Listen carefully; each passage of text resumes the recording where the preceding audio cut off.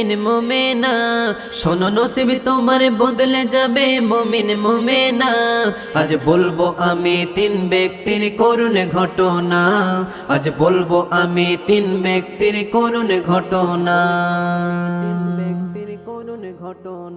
তিনজন হঠাৎ ব্যবসা তরে সফরে গেল, রাস্তার মাঝে ঝড় বৃষ্টি নেমে যে এলো। একটি গুহার ভিতর তারা আশ্রয় নিল, ভিতর ঢুকে বিপদ তাদের সম্মুখে এলো। বড় একটি পাথর হঠাৎ গড়িয়ে এসে তাদের গুহার দরজায় আটকে গেল যে শেষে। চেষ্টা তারা করলো পাথর একটু সরে নাই, ভাবলো তারা মোদের তো আর বাঁচার উপায় নাই। অক্সিজেন ধীরে ধীরে হয়ে যায় বন্ধ, মৃত্যু তাদের লেখা সেথায় নেই কোনো